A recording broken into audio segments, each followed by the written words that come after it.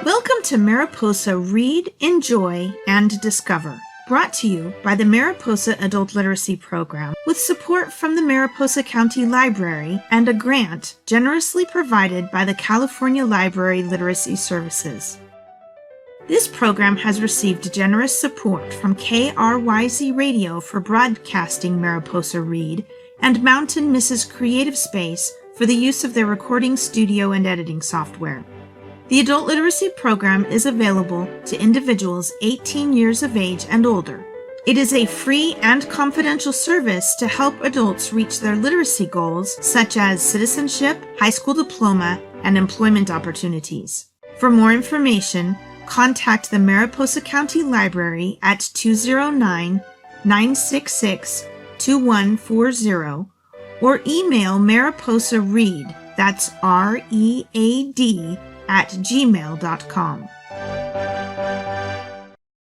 How this program works is, you may obtain a digital copy or transcript of the content from the Mariposa County Library's website at www.mariposalibrary.org. Select the Mariposa Read menu option under the Adult Literacy tab. You may also find them on the Mariposa Adult and Family Literacy's Facebook page under the event with the title of the show. If you would like a printed copy, they may be found in front of the Mariposa County's main library from 9 a.m. to 4 p.m., Monday through Friday, on the Adult Literacy cart just right outside the door. Thank you so much for joining us for Mariposa Read, Enjoy, and Discover. This month, we decided that we would read through the paper called Learn About the United States. It's the civics test that was written by the U.S. Citizenship and Immigration Services, and we're reading through it to celebrate our country's independence. Last week, we started reading and we got through number 10. And so today we're going to start with number 11, which is on page 3. You can see the page numbers at the bottom right-hand corner. At the top right-hand corner, there's a picture of 3 gentlemen, Ben Franklin, John Adams, and Thomas Jefferson. If you are ready, we will get started on number 11. We're going to start reading there. We'll see how far we get in this 30 minutes, and we will continue reading this throughout the month. All right, number 11. What is the economic system in the United States?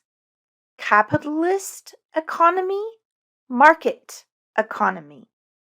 The economic system of the United States is capitalism. In the American economy, most businesses are privately owned. Competition and profit motivate businesses. Businesses and consumers interact in the marketplace, where prices can be negotiated. This is called a market economy.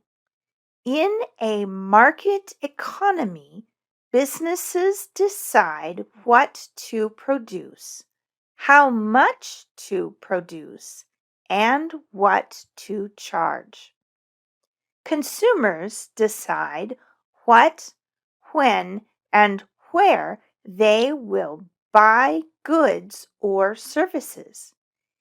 In a market economy, competition, supply, and demand influence the decisions of businesses and consumers. What is the rule of law? Everyone must follow the law. Leaders must obey the law. Government must obey the law. No one is above the law. John Adams was one of the founding fathers and the second president of the United States.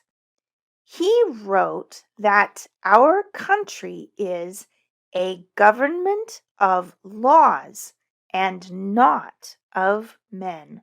No person or group is above the law. The rule of law means that everyone, citizens and leaders, must obey the laws. In the United States, the U.S. Constitution is the foundation for the rule of law.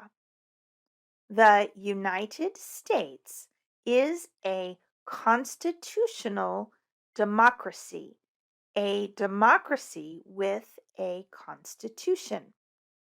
In constitutional democracies, people are willing to obey the laws because the laws are made by the people through their elected representatives.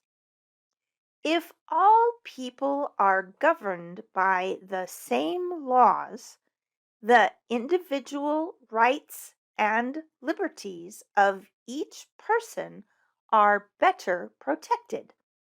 The rule of law helps to make sure that government protects all people equally and does not violate the rights of certain people. B. System of government. 13. Name one branch or part of the government. Congress, legislative, president, executive, the courts, judicial. The Constitution establishes three branches of government: legislative, executive, and judicial. Article 1 of the Constitution establishes the legislative branch. Article 1 explains that Congress makes laws. Congress, the Senate, and the House of Representatives is the legislative branch of the U.S. government. Article 2 of the Constitution establishes the executive branch. The executive branch enforces the laws that Congress passes. The executive branch makes sure all the people follow the laws of the United States. The president is the head of the executive branch. The vice president and members of the president's cabinet are also part of the executive branch. Article 3 of the Constitution establishes the judicial branch. The judicial branch places the highest judicial power in the Supreme Court. One responsibility of the judicial branch is to decide if government laws and actions follow the Constitution. This is a very important responsibility. 14. What stops one branch of government from becoming too powerful?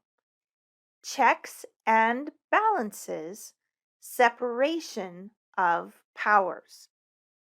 The Constitution separates the government's power into three branches to prevent one person or group from having too much power. The separation of government into three branches creates a system of checks and balances. This means that each branch can block or threaten to block the actions of the other branches. Here are some examples. The Senate, part of the legislative branch, can block a treaty signed by the president, the executive branch. In this example, the legislative branch is checking the executive.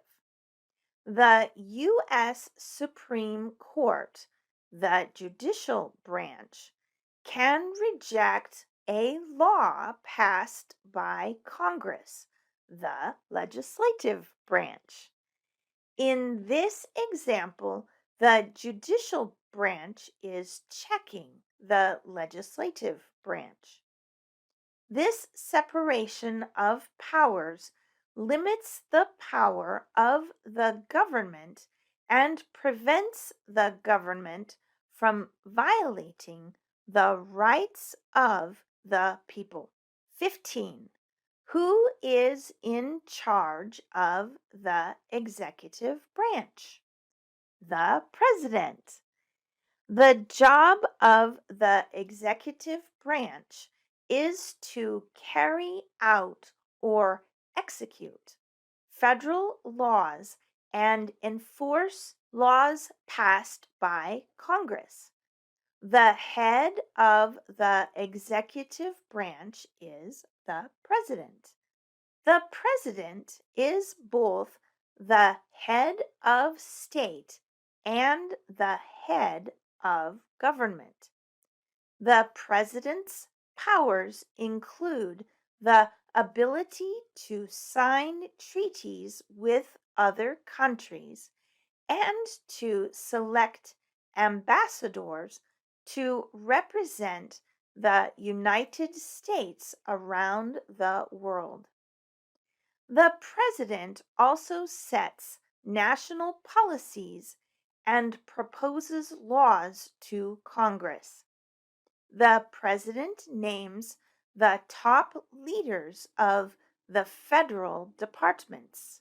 When there is a vacancy on the Supreme Court, the president names a new member.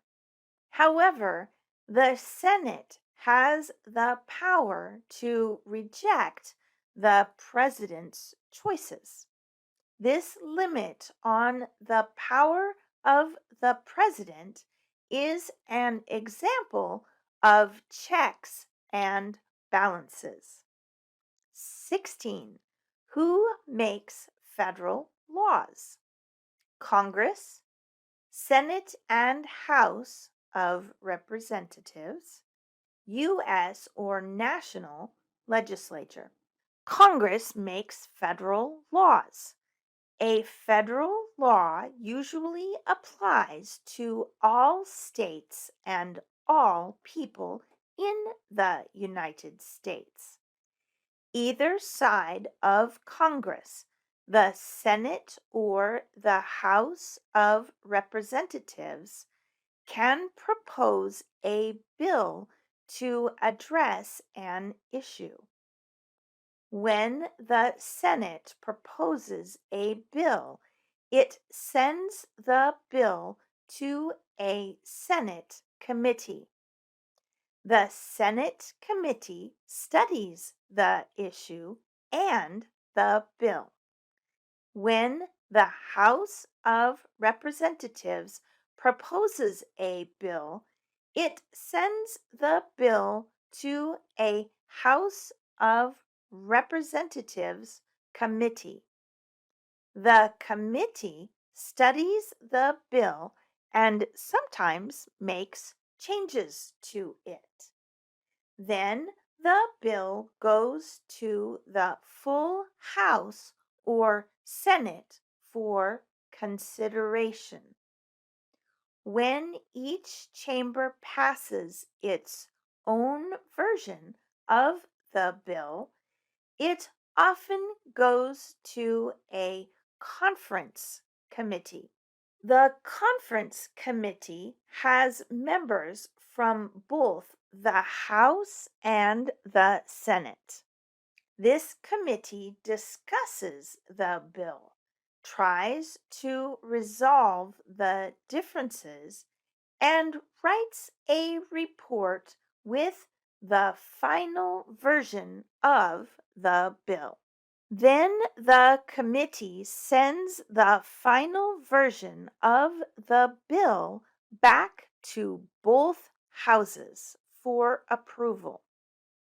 If both houses approve the bill, it is considered enrolled. An enrolled bill goes to the president to be signed into law.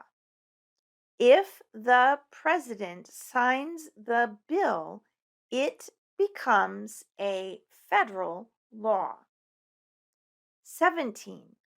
What are the two parts of the U.S. Congress? The Senate and House of Representatives. Congress is divided into two parts, the Senate and the House of Representatives. Because it has two chambers, the U.S. Congress is known as a bicameral legislature. The system of checks and balances works in Congress. Specific powers are assigned to each of these chambers. For example, only the Senate has the power to reject a treaty signed by the president or a person the president chooses to serve on the Supreme Court. Only the House of Representatives has the power to introduce a bill that requires Americans to pay taxes. In the top right, you'll see a picture, and underneath the picture, it says, "The Rotunda of the U.S. Capitol, courtesy of the architect of the Capitol." 18. How many U.S. senators are there? 100. And then in the brackets it has the number 100. There are 100 senators in Congress, 2 from each state. All states have equal power in the Senate because each state has the same number of senators. States with a very small population have the same number of senators as states with very large populations. The framers of the Constitution made sure that the Senate would be small. This would keep it more orderly than the larger House of Representatives. As James Madison wrote in Federal Paper number 63, the Senate should be a temperate and respectable body of citizens that operates in a cool and deliberate way. 19. We elect a U.S. Senator for how many years? 6, and then the number 6 in brackets. The framers of the Constitution wanted senators to be independent from public opinion. They thought a fairly long 6-year term would give them this protection. They also wanted longer Senate terms to balance the shorter 2-year terms of the members of the House, who would more closely follow public opinion. The Constitution puts no limit on the number of terms a senator may serve. Elections for U.S. senators take place on even numbered years. Every 2 years, 1/3 of the senators are up for election. 20.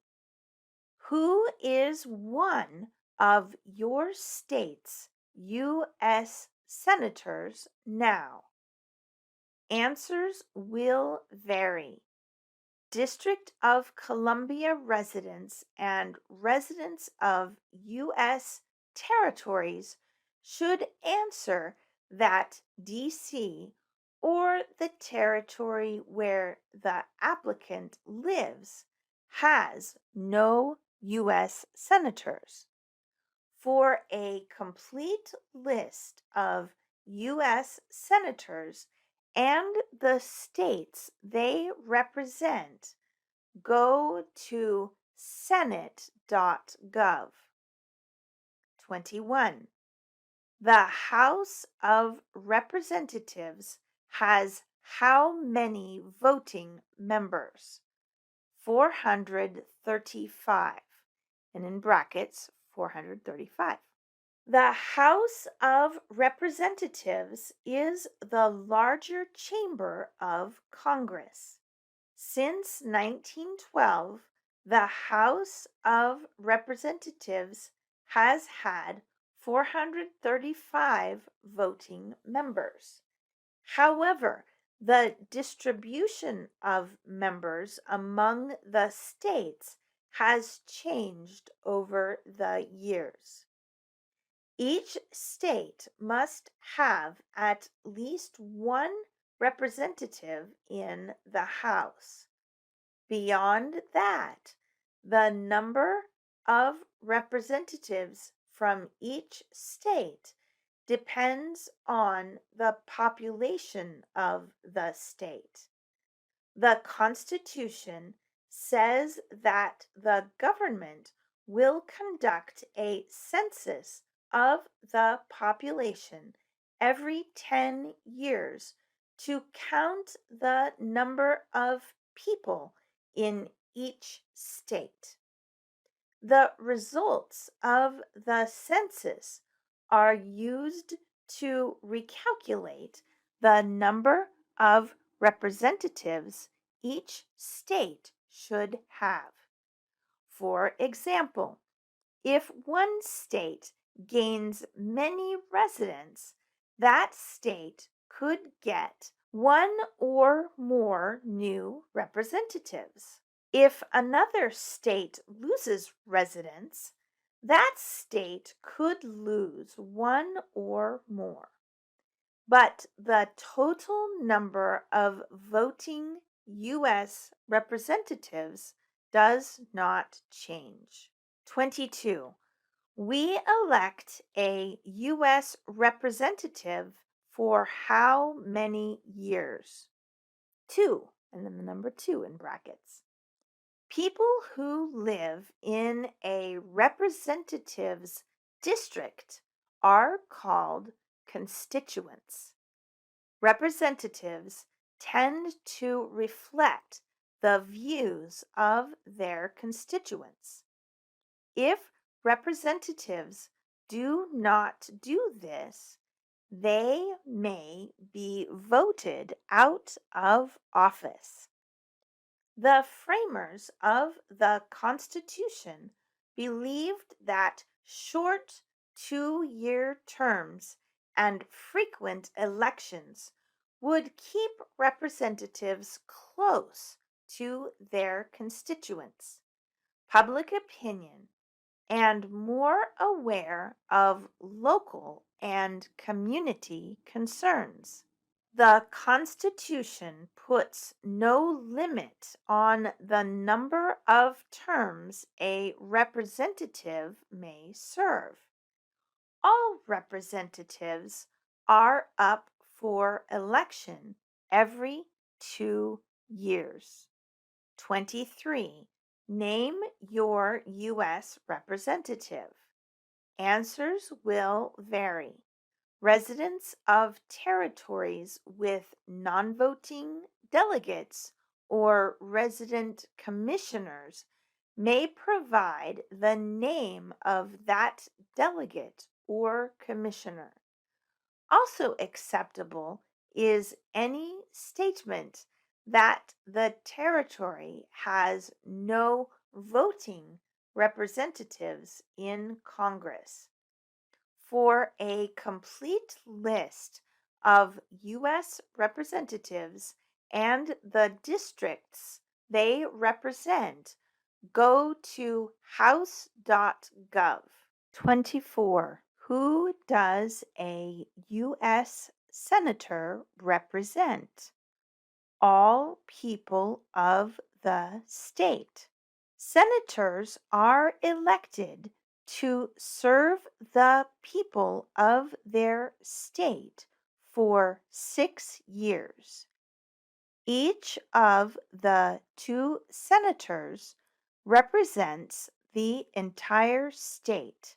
Before the 17th Amendment to the Constitution was ratified in 1913, the state legislators elected the U.S. senators to represent their state. Now, all the voters in a state elect their 2 U.S. senators directly. 25. Why do some states have more representatives than other states? Because of the state's population. Because they have more people. Because some states have more people. The founding fathers wanted people in all states to be represented fairly. In the House of Representatives, a state's population determines the number of representatives it has. In this way, states with many people have a stronger voice in the House. In the Senate, every state has the same number of senators. This means that states with few people still have a strong voice in the national government. And that's all that we have time for today. We will resume reading this piece, so keep a hold of it for next week, and we will start right where we left off. You have been listening to Mariposa Read on KRYZ Radio, and we would very much like to thank KRYZ Radio for supporting this program and the Mariposa Adult and Family Literacy Program. We thank you for joining us. We hope that you'll join us again. This show plays on Thursday nights at 7:30, and we replay the same show on Sundays at 2:30 p.m. right here on KRYZ. Thanks again, and we hope you'll join us next week. The Adult Literacy Program is available to individuals 18 years of age and older. It is a free and confidential service to help adults reach their literacy goals, such as citizenship, high school diploma, and employment opportunities. For more information, please contact the Mariposa County Library at 209-966-2140 or email mariposaread, that's READ, at gmail.com. We hope you've enjoyed this program, and we hope you'll join us again. Thank you so much.